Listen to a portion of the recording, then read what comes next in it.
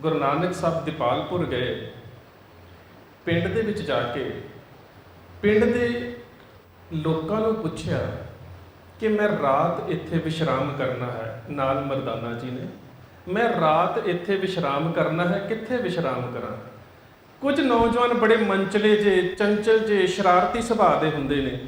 ਇੱਕ ਬੜੇ ਸ਼ਰਾਰਤੀ ਸੁਭਾਅ ਦੇ ਨੌਜਵਾਨ ਨੇ ਗੁਰੂ ਨਾਨਕ ਸਾਹਿਬ ਨੂੰ ਕਿਹਾ ਕਿ ਪਿੰਡ ਦੇ ਬਾਹਰਵਾਰ, ਇਹ ਪਿੰਡ ਅੱਜ ਪਾਕਿਸਤਾਨ ਦੇ ਵਿੱਚ ਹੈ, ਦੀਪਾਲਪੁਰ, ਪਿੰਡ ਦੇ ਬਾਹਰਵਾਰ ਇੱਕ ਨੂਰ ਸ਼ਾਹ ਨੂਰੀ ਨਾਂ ਦਾ ਦਰਵੇਸ਼ ਰਹਿੰਦਾ ਹੈ, ਤੁਸੀਂ ਉਹਦੀ ਝੌਂਪੜੀ 'ਚ ਚਲੇ ਜਾਓ। ਗੁਰੂਦੇਵ ਪਾਤਸ਼ਾਹ ਚਲੇ ਗਏ, ਝੌਂਪੜੀ ਦੇ ਬਾਹਰ ਗਏ ਤੇ ਜਦੋਂ ਦਰਵਾਜ਼ਾ ਖੜਕਾਇਆ, ਦਰਵਾਜ਼ਾ ਨਾ ਖੋਲ੍ਹਿਆ। ਪਾਤਸ਼ਾਹ ਨੇ ਫਿਰ ਦਰਵਾਜ਼ਾ ਖੜਕਾਇਆ, ਨੂਰ ਸ਼ਾਹ ਦਰਵਾਜ਼ਾ ਖੋਲ। ਅੰਦਰੋਂ ਆਵਾਜ਼ ਆਈ, ਕੋਈ ਨੂਰ ਸ਼ਾਹ ਨਹੀਂ ਇੱਥੇ, ਇੱਥੇ ਤਾਂ ਨੂਰਾ ਕੋਹੜੀ ਰਹਿੰਦਾ। ਮੈਨੂੰ ਤਾਂ ਕੋਈ ਵੇਖਦਾ ਹੀ ਨਹੀਂ, ਨਾ ਕੋਈ ਮੈਨੂੰ ਆਪਣਾ ਚਿਹਰਾ ਵਿਖਾਉਣਾ ਚਾਹੁੰਦਾ ਹੈ ਤੇ ਨਾ ਕੋਈ ਮੇਰਾ ਚਿਹਰਾ ਵੇਖਣਾ ਚਾਹੁੰਦਾ ਹੈ, ਕਿਉਂਕਿ ਮੇਰਾ ਸਾਰਾ ਸਰੀਰ ਕੋਹੜ ਦੇ ਨਾਲ ਭਰਿਆ ਹੋਇਆ, ਮੇਰਾ ਸਾਰਾ ਸਰੀਰ ਖਰਾਬ ਹੋਇਆ ਹੈ। ਪਾਤਸ਼ਾਹ ਨੇ ਕਿਹਾ ਤੂੰ ਦਰਵਾਜ਼ਾ ਤੇ ਖੋਲ। ਉਸਨੇ ਥੋੜਾ ਜਿਹਾ ਦਰਵਾਜ਼ਾ ਖੋਲ੍ਹਿਆ ਤੇ ਪਾਤਸ਼ਾਹ ਉਸਦੇ ਸਾਹਮਣੇ ਆਏ। ਪਾਤਸ਼ਾਹ ਨੇ ਕਿਹਾ ਤੂੰ ਦਰਵਾਜ਼ਾ ਖੋਲ। ਬੇਸ਼ੱਕ ਲੋਕ ਤੇਰੇ ਨਾਲ ਨਫ਼ਰਤ ਕਰਦੇ ਨੇ, ਮੈਂ ਤੇਰੇ ਨਾਲ ਨਫ਼ਰਤ ਨਹੀਂ ਕਰਦਾ। ਤੇ ਜਦੋਂ ਗੁਰੂ ਸਾਹਿਬ ਆ ਕੇ ਬੈਠੇ ਨਾ ਤੇ ਕਹਿੰਦੇ ਤੇਰਾ ਗੁਜ਼ਰ ਕਿਵੇਂ ਹੁੰਦਾ ਹੈ, ਆਹਾਰ ਦਾ ਸਾਧਨ ਕੀ ਹੈ? ਤੇ ਪਤਾ ਕੀ ਕਹਿੰਦਾ? ਕਹਿੰਦਾ ਮਹਾਤਮਾ ਜੀ, ਲੋਕ ਇੰਨੇ ਚੰਗੇ ਨੇ, ਲੋਕ ਇੰਨੇ ਚੰਗੇ ਨੇ, ਮੈਂ ਮਨ ਕਰਕੇ ਇੰਨਾ ਪ੍ਰਸੰਨ ਹਾਂ ਨਾ ਕਿ ਮੈਨੂੰ ਕੋਈ ਵੇਖਣਾ ਨਹੀਂ ਚਾਹੁੰਦਾ, ਮੈਂ ਇੰਨਾ ਬੁਰਾ ਹਾਂ। ਮੈਨੂੰ ਕੋਈ ਦਿਸਣਾ ਵੀ ਨਹੀਂ ਚਾਹੁੰਦਾ, ਮੈਂ ਇੰਨਾ ਬੁਰਾ ਹਾਂ। ਪਰ ਮੇਰੇ ਕਮਰੇ ਦੇ ਬਾਹਰ ਇੱਕ ਕਾਸਾ ਪਿਆ ਹੈ, ਇੱਕ ਬਰਤਨ ਪਿਆ ਹੈ, ਕੁਝ ਭਲੇ ਲੋਕ ਉਸ ਦੇ ਵਿੱਚ ਅੰਨ ਪਾਣੀ ਰਾਸ਼ਨ ਪਾ ਦਿੰਦੇ ਨੇ ਤੇ ਜਦੋਂ ਹਨੇਰਾ ਹੋ ਜਾਂਦਾ ਹੈ ਤੇ ਮੈਂ ਉਹ ਕੱਢ ਕੇ ਖਾ ਲੈਂਦਾ ਹਾਂ। ਲੋਕ ਕਿੰਨੇ ਚੰਗੇ ਨੇ। ਤੇ ਗੁਰੂ ਨਾਨਕ ਸਾਹਿਬ ਨੇ ਪਤਾ ਕੀ ਕਿਹਾ? ਗੁਰੂ ਨਾਨਕ ਸਾਹਿਬ ਨੇ ਕਿਹਾ ਤੈਨੂੰ ਲੋਕ ਚੰਗੇ ਇਸ ਕਰਕੇ ਲੱਗਦੇ ਨੇ ਕਿ ਕੋਈ ਬੇਸ਼ੱਕ ਤੇਰਾ ਤਨ ਕੋੜੀ ਹੈ ਪਰ ਤੂੰ ਮਨ ਕਰਕੇ ਚੰਗਾ ਹੈ। ਪਰ ਕਹਿੰਦੇ ਮੈਂ ਤੇ ਸੰਸਾਰ ਦੇ ਵਿੱਚ ਉਹ ਲੋਕ ਵੇਖ ਰਿਹਾ ਜਿਹੜੇ ਜਿਉ ਤਪਤ ਹੈ ਬਾਰੰਬਾਰ, ਤਪ ਤਪ ਖਪੇ ਬਹੁਤ ਬੇਕਾਰ, ਜੈ ਤਨ ਬਾਣੀ ਬਿਸਰ ਜਾਏ, ਜਿਉ ਪੱਕਾ ਰੋਗੀ ਵੇ ਲਾਏ। ਕਹਿੰਦੇ ਮੈਂ ਸੰਸਾਰ ਦੇ ਵਿੱਚ ਜ਼ਿਆਦਾ ਰੋਗੀ ਤੇ ਉਹ ਵੇਖ ਰਿਹਾ ਜਿਹੜੇ ਸਰੀਰ ਕਰਕੇ ਤੰਦਰੁਸਤ ਨੇ, ਮਨ ਕਰਕੇ ਕੋੜੀ ਹੈ। ਪਰ ਤੂੰ ਤਨ ਕਰਕੇ ਜੇਕਰ ਕੋੜੀ ਹੈ ਤੇ ਤੂੰ ਮਨ ਕਰਕੇ ਕਿੰਨਾ ਤੰਦਰੁਸਤ ਹੈ। ਹੁਣ ਇਹ ਗੁਰੂਦੇਵ ਪਾਤਸ਼ਾਹ ਨੇ ਸ਼ਬਦ ਦੀਪਾਲਪੁਰ ਉਚਾਰਿਆ ਔਰ ਕਿੰਨਾ ਵੱਡਾ ਸੰਦੇਸ਼ ਦਿੱਤਾ ਕਿ ਅਸੀਂ ਬਾਹਰੀ ਸਰੀਰ ਦਾ ਜਿੰਨਾ ਮਰਜ਼ੀ ਸ਼ਿੰਗਾਰ ਕਰੀਏ, ਜੇਕਰ ਮਨ ਵਿਕਾਰਾਂ ਦੇ ਨਾਲ ਭਰਿਆ ਹੋਇਆ ਤੇ ਮਨ ਕਰਕੇ ਬਿਮਾਰ ਹਾਂ, ਅਸੀਂ ਕੋੜੀ ਹਾਂ। ਉਹੀ ਸਾਡੀਆਂ ਮਾਨਸਿਕ ਸਮੱਸਿਆਵਾਂ ਦਾ ਕਾਰਨ ਹੈ। ਅੱਜ ਦੁਨੀਆ ਦੇ ਵਿੱਚ ਡਿਪਰੈਸ਼ਨ ਵੱਧਦਾ ਜਾ ਰਿਹਾ। ਅੱਜ ਜੇ ਸਭ ਤੋਂ ਵੱਧ ਸਾਈਕੈਟ੍ਰਿਕ ਨੇ ਤੇ ਸਾਡੇ ਪੰਜਾਬ ਦੇ ਵਿੱਚ ਨੇ, ਹਿੰਦੁਸਤਾਨ ਦੇ ਵਿੱਚ ਨੇ, ਮਾਨਸਿਕ ਰੋਗੀ ਵੱਧਦੇ ਜਾ ਰਹੇ ਨੇ। ਕਿਉਂ? ਕਿਉਂਕਿ ਚਿੰਤਾ ਇਸ ਗੱਲ ਦੀ ਨਹੀਂ ਹੈ ਕਿ ਮੇਰੇ ਕੋਲ ਕੁਝ ਨਹੀਂ ਹੈ, ਚਿੰਤਾ ਇਸ ਗੱਲ ਦੀ ਹੈ ਕਿ ਗਵਾਂਢੀ ਰੋਟੀ ਕਿਉਂ ਖਾ ਰਿਹਾ। ਸਾਡੀ ਚਿੰਤਾ ਦਾ ਕ੍ਰਾਈਟੇਰੀਆ ਹੀ ਬਦਲ ਗਿਆ। ਚਿੰਤਾ ਇਹ ਨਹੀਂ ਹੈ ਕਿ ਮੇਰੇ ਕੋਲ ਕੁਝ ਨਹੀਂ ਹੈ, ਚਿੰਤਾ ਇਸ ਗੱਲ ਦੀ ਹੈ ਕਿ ਗਵਾਂਢੀ ਦੇ ਕੋਲ ਕੁਝ ਕਿਉਂ ਹੈ। ਤੇ ਸੱਚ ਜਾਣਿਓ, ਫਿਰ ਅਸੀਂ ਪਰਉਪਕਾਰ ਦਾ ਫਲਸਫਾ ਕਿੱਥੋਂ ਸਮਝਣਾ ਜਿਹੜਾ ਗੁਰੂ ਸਾਹਿਬ ਨੇ ਸਾਨੂੰ ਦਿੱਤਾ ਸੀ। ਉਸ ਫਲਸਫੇ ਤੋਂ ਤੇ ਅਸੀਂ ਕੋਹਾਂ ਦੂਰ ਹਾਂ। ਗੁਰੂ ਨਾਨਕ ਜਿਸ ਵੇਲੇ ਲੇਹ ਲਦਾਖ ਤੋਂ ਹੁੰਦੇ ਹੋਏ ਮਟਨ ਪਹੁੰਚੇ ਤੇ ਉੱਥੇ ਠਾਕਰ ਦਾਸ ਪੰਡਤ ਦਾ ਬੇਟਾ ਹੈ ਬ੍ਰਹਮਦੱਤ।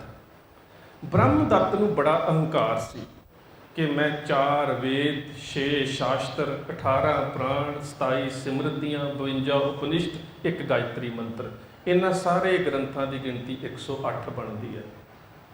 ਔਰ ਜਿਸ ਤਰ੍ਹਾਂ ਅਸੀਂ 5 ਸਾਲਾਂ ਦੇ ਵਿੱਚ ਇੱਕ ਨਿਰਧਾਰਿਤ ਡਿਗਰੀ ਕਰਨ ਤੋਂ ਬਾਅਦ ਆਪਣੇ ਨਾਮ ਦੇ ਅੱਗੇ MBBS ਲਗਾ ਲੈਂਦੇ ਹਾਂ, ਉਸ ਤੋਂ ਬਾਅਦ ਅਸੀਂ ਪੋਸਟ ਗ੍ਰੈਜੂਏਸ਼ਨ ਕਰਦੇ ਹਾਂ ਤਾਂ ਅਸੀਂ ਮੈਡੀਸਨ ਜਾਂ ਸਰਜਰੀ ਜਿਸ ਵੀ ਖੇਤਰ ਦੇ ਵਿੱਚ ਕਰੀਏ ਅਸੀਂ MS ਜਾਂ MD ਲਗਾ ਸਕਦੇ ਹਾਂ।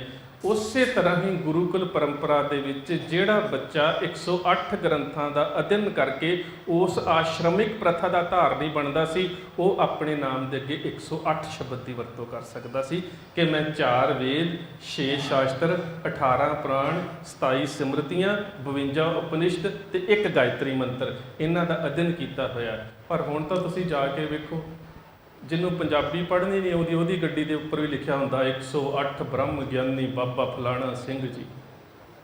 मैं अगे भी गल सांझी की सी। मेरा एक दोस्त है वो बाबा बनया होया, मैं वो डेरे गया, उन्हें अपनी गड्डी के उपर लिखा 1008 1008।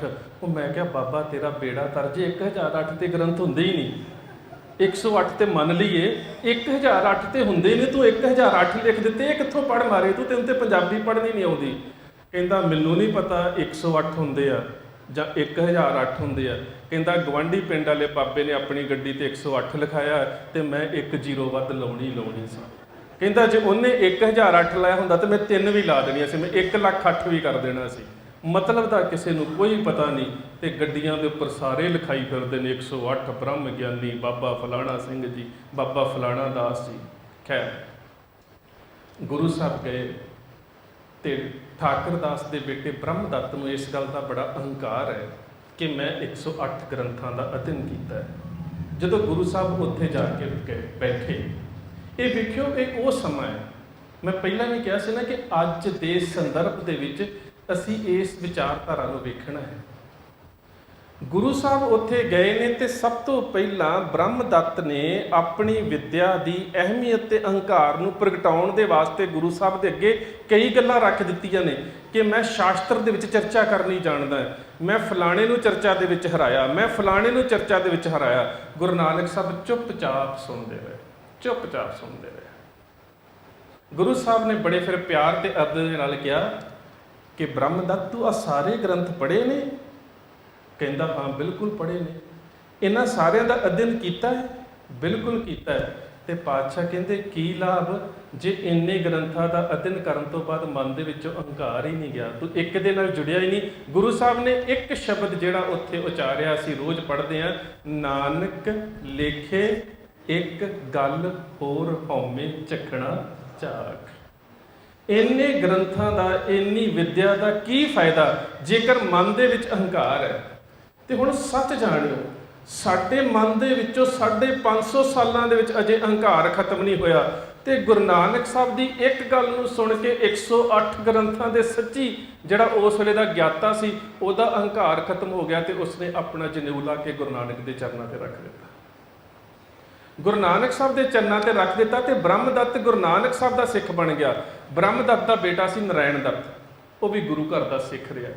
ਨਰਾਇਣ ਦੱਤ ਦਾ ਬੇਟਾ ਸੀ ਅੜੂ ਰਾਮ ਦੱਤ, ਜਿਸ ਦੇ ਕੋਲੋਂ ਬਾਲਾ ਪ੍ਰੀਤਮ 8ਵੇਂ ਪਾਤਸ਼ਾਹ ਗੁਰੂ ਹਰਿਕ੍ਰਿਸ਼ਨ ਸਾਹਿਬ ਨੇ ਸੰਸਕ੍ਰਿਤ ਸਿੱਖੀ ਹੈ।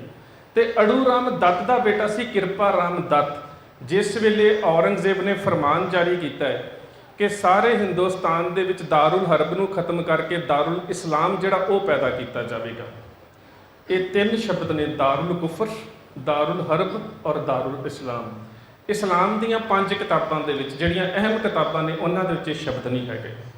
ਨਾ ਮੁਕੱਦਸ ਕੁਰਾਨ ਸ਼ਰੀਫ ਦੇ ਵਿੱਚ, ਨਾ ਪਾਕ ਹਦੀਸ ਦੇ ਵਿੱਚ, ਨਾ ਫਜ਼ਾਇਲੇ ਅਮਾਲ ਦੇ ਵਿੱਚ, ਨਾ ਫੈਜ਼ਾਨੇ ਸੁਨਨਤ ਦੇ ਵਿੱਚ ਤੇ ਨਾ ਤਲੀਮੁਲ ਇਸਲਾਮ ਦੇ ਵਿੱਚ। ਇੱਥੋਂ ਤੱਕ ਕਿ ਤਰੀਖੇ ਇਸਲਾਮ ਅਕਬਰ ਸ਼ਾਹ ਨਜੀਬਾਬਾਦੀ ਦੀ ਲਿਖੀ ਉਹਦੇ 'ਚ ਵੀ ਇਹ ਸ਼ਬਦ ਨਹੀਂ ਹੁੰਦਾ।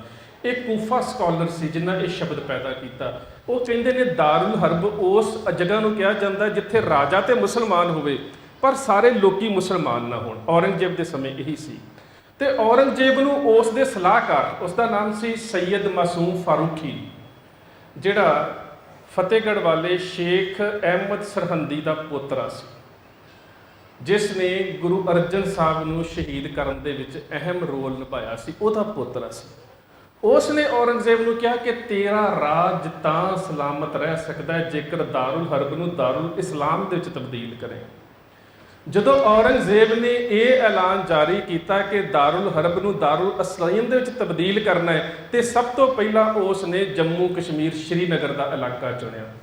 ਉਹਦਾ ਕਾਰਨ ਕੀ ਸੀ? ਉਹਦਾ ਪਹਿਲਾ ਕਾਰਨ ਸੀ ਕਿ ਸ਼੍ਰੀਨਗਰ ਦੇ ਪੰਡਿਤ ਵਿਦਵਾਨ ਬਹੁਤ ਸਨ ਤੇ ਇਹ ਤੁਹਾਨੂੰ ਵੀ ਪਤਾ ਹੈ ਕਿ ਜੇ ਕਿਤੇ ਬਾਬੇ ਦੇ ਕੋਲ ਜਾ ਕੇ ਪ੍ਰੋਫੈਸਰ ਬਹਿ ਜਾਵੇ ਜਾਂ ਡਾਕਟਰ ਬਹਿ ਜਾਵੇ, ਬਾਕੀ ਲੋਕ ਤਾਂ ਆਪੇ ਹੀ ਚਲੇ ਜਾਂਦੇ ਨੇ ਕਿ ਲੈ ਪੜ੍ਹਿਆ ਲਿਖਿਆ ਬੰਦਾ ਬਾਬੇ ਦੇ ਕੋਲ ਜਾਂਦਾ ਹੈ। ਜੇਕਰ ਕੀਰਤਨੀ ਜਥੇ ਤੇ ਕਥਾਵਾਚਕ ਦੇ ਹੱਥ ਦੇ ਵਿੱਚ ਨਗਾਂ ਵਾਲੀਆਂ ਮੁੰਦਰੀਆਂ ਪਈਆਂ ਹੋਣ ਤੇ ਸੰਗਤ ਆਪੇ ਪਾ ਲੈਂਦੀ ਹੈ ਵੀ ਜਿਹੜਾ ਸ਼ਬਦ ਦੀ ਕੀਰਤ ਕਰਨ ਦਿਆ ਜੇ ਇਹ ਨਗਾਂ ਵਾਲੀਆਂ ਮੁੰਦਰਾਂ ਪਾਈ ਫਿਰਦਾ ਤੇ ਸਾਨੂੰ ਕੀ ਹੋ ਚੱਲਿਆ। ਸੋ ਔਰੰਗਜ਼ੇਬ ਨੇ ਸੋਚਿਆ ਕਿ ਜੇਕਰ ਇਹ ਪੜ੍ਹੇ ਲਿਖੇ ਲੋਕ ਇਸਲਾਮ ਧਰਮ ਦੇ ਵਿੱਚ ਆ ਜਾਣਗੇ ਨਾ ਤੇ ਬਾਕੀ ਲੋਕ ਤਾਂ ਇਹਨਾਂ ਨੂੰ ਵੇਖ ਕੇ ਹੀ ਆ ਜਾਣਗੇ। ਦੂਸਰੀ ਗੱਲ ਸੀ ਕਿ ਜਿਹੜੇ ਬੰਦੇ ਨੇ ਧਰਮ ਨੂੰ ਧੰਦਾ ਬਣਾਇਆ ਹੁੰਦਾ ਉਹ ਲਾਲਚੀ ਹੁੰਦਾ ਹੈ।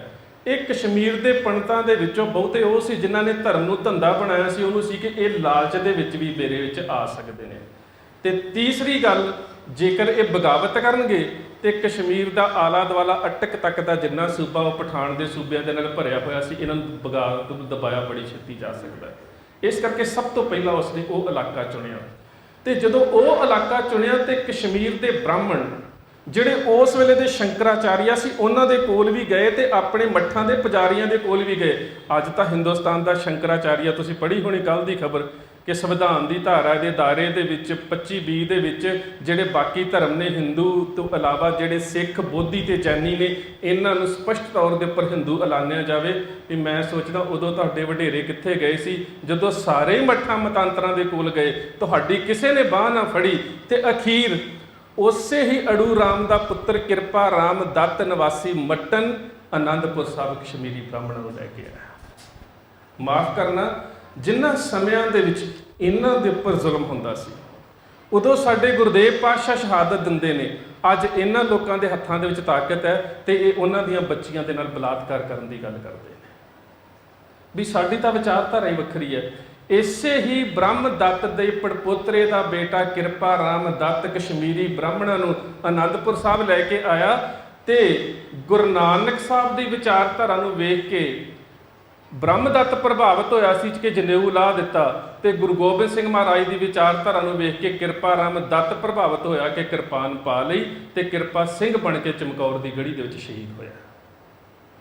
ਹੁਣ ਖਿਆਲ ਕਰੋ ਕਿ ਜਿਨ੍ਹਾਂ ਨੇ ਗੁਰੂ ਨਾਨਕ ਸਾਹਿਬ ਦੀ ਵਿਚਾਰਧਾਰਾ ਨੂੰ ਸਮਝਿਆ, ਉਹ ਤੇ ਇਬਾਦਤ ਤੋਂ ਲੈ ਕੇ ਸ਼ਹਾਦਤ ਤੱਕ ਦੇ ਸਫ਼ਰ ਨੂੰ ਬੜੇ ਸਹਿਜੇ ਹੀ ਪ੍ਰਵਾਨ ਕਰ ਗਏ, ਕਿਉਂਕਿ ਉਹਨਾਂ ਨੇ ਇਸ ਗੱਲ ਨੂੰ ਤਸਲੀਮ ਕਰ ਲਿਆ ਕਿ ਜੋ ਤੋ ਪ੍ਰੇਮ ਖੇਲਣ ਕਾ ਚਾਓ, ਸਿਰ ਧਰ ਤਲੀ ਗਲੀ ਬੇਰੀਆਓ, ਇਤ ਮਾਰਗ ਪੈਰ ਧਰੀ ਜੇ ਸਿਰ ਦੀਜੇ ਕਾਰਨ ਨਾ ਕੀਜੇ। ਸੋ ਸਾਡੇ ਵੀ ਇਹ ਗੁਰੂ ਨਾਨਕ ਸਾਹਿਬ ਦੇ 550 ਸਾਲਾ ਪ੍ਰਗਟ ਦਿਹਾੜੇ ਮਨਾਉਣੇ ਸਫਲ ਤਾਂ ਨੇ ਜੇ ਗੁਰੂ ਨਾਨਕ ਸਾਹਿਬ ਦੀ ਵਿਚਾਰਧਾਰਾ ਨੂੰ ਸਮਝੀਏ।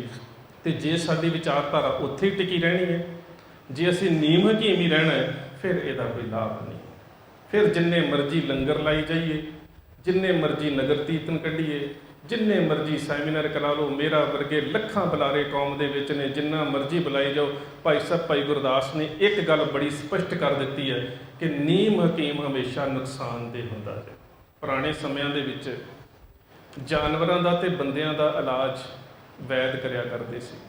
ਹੁਣ ਵੀ ਹਿਊਮਨ ਮੈਡੀਸਨ ਤੇ ਵੈਟਨਰ ਮੈਡੀਸਨ ਦਾ ਜਿਹੜਾ ਰਸਾਇਣਿਕ ਫਾਰਮੂਲਾ ਇੱਕੋ ਹੀ ਹੁੰਦਾ ਹੈ, ਡੋਜ਼ ਵੱਧ ਘੱਟ ਹੁੰਦੀ ਹੈ ਕਿ ਆਦਮੀ ਨੂੰ ਅਸੀਂ ਘੱਟ ਡੋਜ਼ ਦਿੰਦੇ ਹਾਂ, ਜਾਨਵਰਾਂ ਨੂੰ ਵੱਧ ਡੋਜ਼ ਦਿੱਤੀ ਜਾਂਦੀ ਹੈ। ਸੋ ਉਹਨਾਂ ਸਮਿਆਂ ਦੇ ਵਿੱਚ ਵੈਦ ਜਿਹੜੇ ਸੀ ਉਹ ਜਾਨਵਰਾਂ ਦਾ ਤੇ ਮਨੁੱਖਾਂ ਦਾ ਇਲਾਜ ਕਰਿਆ ਕਰਦੇ ਸੀ। ਇੱਕ ਕਿਸਾਨ ਇੱਕ ਵੈਦ ਦੇ ਕੋਲ ਆਪਣੀ ਮਾਦਾ ਊਠਣੀ ਨੂੰ ਲੈ ਕੇ ਆਇਆ ਤੇ ਆ ਕੇ ਕਹਿੰਦਾ, ਵੈਦ ਜੀ ਮੇਰੀ ਊਠਣੀ ਨੂੰ ਪਤਾ ਨਹੀਂ ਕੀ ਗੱਲ ਹੋ ਗਈ ਆ, 2-3 ਦਿਨ ਹੋ ਗਏ ਨੇ, ਨਾ ਇਹ ਪਾਣੀ ਪੀਂਦੀ ਹੈ, ਨਾ ਕੋਈ ਪੱਠੇ ਜਾਂ ਚਾਰਾ ਖਾਂਦੀ ਹੈ, ਇਹਦੇ ਗਲ ਚੋਂ ਘਰੜ ਘਰੜ ਦੀ ਆਵਾਜ਼ ਆਈ ਜਾਂਦੀ ਹੈ। ਵੈਦ ਬੜਾ ਸਿਆਣਾ ਸੀ। ਵੈਸੇ ਅੱਜ ਵੀ ਜਦੋਂ ਅਸੀਂ ਮੈਡੀਸਨ ਨੂੰ ਪੜ੍ਹਦੇ ਹਾਂ ਨਾ, ਤੇ ਸਾਨੂੰ ਸਭ ਤੋਂ ਪਹਿਲਾਂ ਦੱਸਿਆ ਜਾਂਦਾ ਹੈ ਕਿ ਕੋਈ ਵੀ ਮਰੀਜ਼ ਆ ਜਾਵੇ ਨਾ, ਤੇ ਚਿੰਨ੍ਹ ਤੇ ਲੱਛਣ ਤੋਂ ਰੋਗ ਦੀ ਸ਼ਨਾਖਤ ਕਰਨੀ ਹੈ, ਸਾਈਨ ਐਂਡ ਸਿੰਪਟਮ ਤੋਂ। ਪੁਰਾਣੇ ਵੈਦਾਂ ਦੇ ਕੋਲ ਕੋਈ ਟੈਸਟ ਨਹੀਂ ਸੀ ਹੁੰਦਾ। ਹੁਣ ਤਾਂ ਮਰੀਜ਼ ਬਾਅਦ ਚ ਆਉਂਦਾ ਸੀ, ਪਹਿਲਾਂ ਹੀ 20 ਟੈਸਟਾਂ ਦੀ ਲਿਸਟ ਕੱਢ ਕੇ ਦੇ ਦਈਦੀ ਹੈ, ਕਿਉਂਕਿ ਹਰ ਇੱਕ ਚੋਂ ਕਮਿਸ਼ਨ ਆ ਰਿਹਾ ਸਾਨੂੰ। ਅਸੀਂ ਗੁਰੂ ਨਾਨਕ ਦੇ ਸਿੱਖ ਥੋੜ੍ਹਾ, ਅਸੀਂ ਤਾਂ ਮਰ ਰਹੇ ਮਰੀਜ਼ ਦੇ ਵਿੱਚੋਂ ਵੀ ਕਮਿਸ਼ਨ ਕਰ ਰਹੇ ਹਾਂ। ਤੇ ਜੇ ਕਿਤੇ ਮਰਦਾ ਮਰੀਜ਼ ਹਸਪੀਟਲ 'ਚ ਮਰ ਵੀ ਜਾਵੇ ਤੇ ਉਹਨਾਂ ਚਿਰ ਅਸੀਂ ਲਾਸ਼ ਨਹੀਂ ਚੁੱਕਣ ਦਿੰਦੇ ਜਿੰਨਾ ਚਿਰ ਘਰ ਵਾਲੇ ਪੈਸੇ ਪੂਰੇ ਨਾ ਦੇਣ। ਅਸੀਂ ਗੁਰੂ ਨਾਨਕ ਸਾਹਿਬ ਦੇ ਸਿੱਖ ਥੋੜ੍ਹਾ ਰਹਿ ਗਏ। ਖੈਰ, ਵੈਦ ਬੜਾ ਸਿਆਣਾ ਸੀ। ਉਸਨੇ ਚਿੰਨ੍ਹ ਤੇ ਲੱਛਣਾਂ ਦੇ ਆਧਾਰਿਤ ਉਹਦੀ ਗਰਦਨ ਦੇ ਉੱਪਰ ਹੱਥ ਫੇਰਿਆ, ਊਠਣੀ ਦੀ ਗਰਦਨ ਦੇ ਉੱਪਰ, ਤੇ ਉਸਨੇ ਹੁਣ ਸਵਾਲ ਕੀਤਾ ਹੈ ਉਸ ਊਠਣੀ ਦੇ ਮਾਲਕ ਕਿਸਾਨ ਨੂੰ। ਕਹਿੰਦਾ ਕਿ ਕਿੰਨੇ ਦਿਨ ਹੋ ਗਏ ਨੇ ਇਸ ਅਲਾਮਤ ਨੂੰ? ਕਹਿੰਦਾ 2-3 ਦਿਨ। ਕਹਿੰਦਾ ਇਹਨੂੰ ਖਾਣ ਨੂੰ ਕੀ ਦਿੱਤਾ ਸੀ? ਕਹਿੰਦਾ ਆਮ ਚਾਰਾ ਜਿਹੜਾ ਰੋਜ਼ ਦਿੰਦਾ ਹੈ। ਕਹਿੰਦਾ ਜਿਸ ਦਿਨ ਦੀ ਸਮੱਸਿਆ ਸ਼ੁਰੂ ਹੋਈ ਹੈ ਕੋਈ ਖਾਸ ਘਟਨਾ ਵਾਪਰੀ ਸੀ? ਕਹਿੰਦਾ ਹਾਂ, ਉਸ ਦਿਨ ਇੱਕ ਰਾਤ ਪਹਿਲਾਂ ਇਸ ਦਾ ਰੱਸਾ ਟੁੱਟ ਗਿਆ ਸੀ ਤੇ ਇਹ ਰੱਸਾ ਤੜਾ ਕੇ ਗਵਾਂਢੀਆਂ ਦੇ ਖੇਤ 'ਚ ਚਲੀ ਗਈ ਸੀ। ਹੁਣ ਵੈਦ ਨੇ ਅਗਲਾ ਸਵਾਲ ਕੀਤਾ ਕਿ ਗਵਾਂਢੀਆਂ ਦੇ ਖੇਤ ਦੇ ਵਿੱਚ ਬੀਜਿਆ ਕੀ ਸੀ? ਕਹਿੰਦਾ ਖਰਬੂਜੇ। ਹੁਣ ਵੈਦ ਬੜਾ ਸਿਆਣਾ ਸੀ। ਭਾਈ ਸਾਹਿਬ ਭਾਈ ਗੁਰਦਾਸ ਕਹਿੰਦੇ, ਵੈਦ ਚੰਗੇਰੀ ਊਠਣੀ ਲੈ ਸਿਲਵੱਟਾ ਕੱਚਰ ਪੰਨਾ। ਉਸਨੇ ਸੋਚ ਲਿਆ ਕਿ ਕੋਈ ਛੋਟਾ ਜਿਹਾ ਖਰਬੂਜਾ ਗਲ ਦੇ ਵਿੱਚ ਫਸ ਗਿਆ, ਸਰਜਰੀ ਤਾਂ ਉਦੋਂ ਕੀਤੀ ਨਹੀਂ ਸੀ ਜਾਂਦੀ, ਕੁਛ ਜਾਣਿਆਂ ਨੇ ਫੜ ਕੇ ਊਠਣੀ ਨੂੰ ਥੱਲੇ ਲਟਾਇਆ, ਉਹਦੀ ਗਰਦਨ ਦੇ ਥੱਲੇ ਇੱਕ ਸਿਲ ਰੱਖੀ, ਉੱਪਰ ਹੌਲੀ ਜਿਹੀ ਵੱਟਾ ਮਾਰਿਆ, ਲੈ ਸਿਲ ਵੱਟਾ ਕੱਚਰ ਪੰਨਾ। ਉਹ ਜਿਹੜਾ ਖਰਬੂਜਾ ਸੀ ਟੁੱਟ ਗਿਆ, ਅੰਦਰ ਲੰਘ ਗਿਆ। ਊਠਣੀ ਉਸੇ ਵੇਲੇ ਠੀਕ ਹੋ ਗਈ, ਉਹਨੇ ਪਾਣੀ ਪੀਤਾ, ਚਾਰਾ ਖਾਧਾ, ਗਲੇ 'ਚੋਂ ਆਵਾਜ਼ ਆਉਣੀ ਹਟ ਗਈ। ਲਾਗੇ ਖੜਾ ਸੀ ਮੇਰੇ ਵਰਗਾ ਕੰਪਾਊਂਡਰ, ਕਹਿੰਦਾ ਇਲਾਜ ਕਰਨਾ ਤੇ ਸੌਖਾ ਹੀ ਬੜਾ, ਜਿਹੜਾ ਰੋਟੀ ਨਾ ਖਾਵੇ, ਪਾਣੀ ਨਾ ਪੀਵੇ, ਜਿਹਦੇ ਗਲੇ 'ਚੋਂ ਘਰੜ ਘਰੜ ਦੀ ਆਵਾਜ਼ ਆਵੇ, ਇੱਕ ਪੱਥਰ ਥੱਲੇ ਰੱਖੀਦਾ, ਇੱਕ ਉੱਤੋਂ ਮਾਰੀਦਾ, ਤਿੰਨ ਹੀ ਤਾਂ ਮੌਤ ਦੇ ਕਾਰਨ ਨੇ। ਜਾਂ ਬੰਦਾ ਰੋਟੀ ਖਾਣੀ ਛੱਡ ਦੇਵੇ, ਜਾਂ ਪਾਣੀ ਪੀਣਾ ਛੱਡ ਦੇਵੇ, ਜਾਂ ਸਾਹ ਨਾ ਆਵੇ। ਤੇ ਤਿੰਨਾਂ ਕੰਮਾਂ ਦਾ ਇਲਾਜ ਹੀ ਬੜਾ ਸੌਖਾ। ਜਾ ਕੇ ਆਪਣੀ ਦੁਕਾਨ ਖੋਲ੍ਹ ਲਈ। ਤੇ ਭਾਈ ਸਾਹਿਬ ਭਾਈ ਗੁਰਦਾਸ ਕਹਿੰਦੇ ਸੇਵਕ ਸਿੱਖੀ ਵੈਦਗੀ, ਆਪਣੀ ਦੁਕਾਨ ਖੋਲ੍ਹੀ ਕਿ ਹੁਣ ਤਾਂ ਮੈਂ ਸਿੱਖ ਗਿਆ, ਪੂਰਾ ਇਲਾਜ ਕਰਨਾ ਤੇ ਆ ਗਿਆ। ਮਰਦੇ ਬੰਦੇ ਨੂੰ ਤਾਂ ਮੈਂ ਬਚਾ ਸਕਦਾ, ਜਿਹੜਾ ਰੋਟੀ ਨਾ ਖਾਵੇ, ਪਾਣੀ ਨਾ ਪੀਵੇ, ਸਾਹ ਨਾ ਆਵੇ। ਇਹੀ ਤਾਂ ਮੌਤ ਦੇ ਤਿੰਨ ਕਾਰਨ ਨੇ। ਇੱਕ ਬੱਚਾ ਭੱਜਾ ਆਇਆ, ਵੈਦ ਜੀ ਸਾਡੇ ਘਰੇ ਆਓ। ਪਤਾ ਨਹੀਂ 3-4 ਦਿਨ ਹੋ ਗਏ ਮੇਰੀ ਦਾਦੀ ਨਾ ਪਾਣੀ ਪੀਂਦੀ, ਨਾ ਰੋਟੀ ਖਾਂਦੀ ਹੈ, ਗਲ 'ਚੋਂ ਘਰੜ ਘਰੜ ਦੀ ਆਵਾਜ਼ ਆਉਂਦੀ ਹੈ। ਕਹਿੰਦਾ ਗੱਲ ਹੀ ਕੋਈ ਨਹੀਂ ਪੁੱਤ, ਸਪੈਸ਼ਲਿਸਟ ਹੀ ਇਸ ਚੀਜ਼ ਦੇ ਆ। ਉਹਨਾਂ ਦੇ ਘਰੇ ਗਿਆ, ਮਾਤਾ ਨੂੰ ਮੰਜੇ ਤੋਂ ਥੱਲੇ ਲਾਇਆ, ਇੱਕ ਪੱਥਰ ਗਲ ਦੇ ਥੱਲੇ ਰੱਖਿਆ, ਇੱਕ ਕੁੱਤੇ ਮਾਰਿਆ। ਮਾਤਾ ਨੂੰ ਕੈਂਸਰ ਦਾ ਟਿਊਮਰ ਸੀ। ਮੈਂ ਨਹੀਂ ਕਹਿ ਰਿਹਾ, ਭਾਈ ਸਾਹਿਬ ਭਾਈ ਗੁਰਦਾਸ ਕਹਿੰਦੇ ਸੇਵਕ ਸਿੱਖੀ ਵੈਦਗੀ, ਮਾਰੀ ਬੁੱਢੀ ਰੋਮ ਡਰਨਾ, ਤੇ ਮਾਤਾ ਦਾ ਕੀਰਤਨ ਸੋਲਾ ਪੜ੍ਹ ਦਿੱਤਾ। ਸੋ ਜੇ ਤੇ ਅਸੀਂ ਇਹੀ ਕੁਝ ਕਰਨਾ ਹੈ, ਫਿਰ ਅਸੀਂ ਗੁਰੂ ਦੀ ਵਿਚਾਰਧਾਰਾ ਦਾ ਕੀਰਤਨ ਸੋਲਾ ਪੜ੍ਹ ਦੇਵਾਂਗੇ। ਪਰ ਜੇ ਵਿਚਾਰਧਾਰਾ ਦੇ ਵਿੱਚ ਪਰਨਾਏ ਜਾਣਾ, ਤੇ ਫਿਰ ਜਿਹੜਾ ਮੇਰੇ ਗੁਰੂਦੇਵ ਪਾਤਸ਼ਾਹ ਨੇ ਇੱਕ ਓਂਕਾਰ ਦਾ ਸੰਦੇਸ਼ ਦਿੱਤਾ ਹੈ, ਫਿਰ ਜਿਹੜਾ ਸਿਰ ਗੁਰੂ ਨਾਨਕ ਦੇ ਦਰ ਦੇ ਉੱਪਰ ਝੁਕ ਜਾਵੇ, ਉਹ ਕਿਸੇ ਹੋਰ ਦੇ ਅੱਗੇ ਨਾ ਝੁਕੇ। ਇੰਨੀਆਂ ਕੁ ਬੇਨਤੀਆਂ ਪ੍ਰਵਾਨ। ਫਤਿਹ ਦੀ ਸਾਂਝ ਗੱਜ ਕੇ ਆਖਿਓ ਜੀ, ਵਾਹਿਗੁਰੂ ਜੀ ਕਾ